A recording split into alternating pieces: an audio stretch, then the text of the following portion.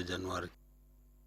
Komachielo en thuolo mokwongo meli mar adhai ma idendo ni Hog Australis mani kod bor mar mita 200 kendo koro ting'o geche mohew 9,000 ne ogo e dho wath ma Mombasa.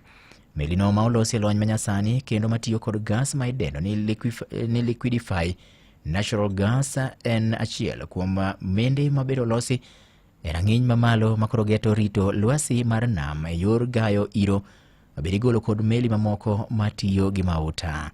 Piny owacho kata tend dho wath ma Mombasa kabedo notelne kod chief pilot Mano Suleiman Bakari mabende ne okwang'o melino kadonjo e dho wath ma Mombasa. Ne owacho ni ma en okang' maduong' mokalo ma wath ma Mombasa ne ogoyo to chutho ni mar mae thuolo mokwongo ma melino obirie e pinje mag Afrika.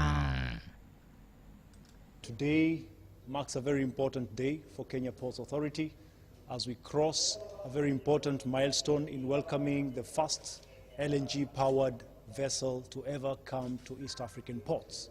The MV Hog Australis is a 200-meter vessel and boasts of a capacity of 9,304 vehicles, and it has 16 decks.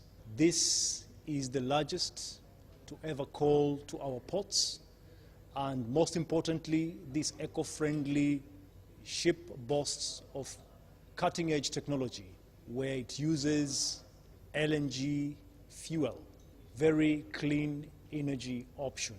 This sits very well with the Green Port policy of Kenya Ports Authority, which is aligned to Kenya's national clean energy objectives. Melino ma wuok Norway mani kod orofa maromo 16 ne ogo e dho wath ma Mombasa ka wuok e piny mar Singapore kendo koro ne ochano loro geche maromo 824 e dho wath ma Mombasa. Nyakora Mugajuang' weche gimedo biro ni kamoro amora ma intie.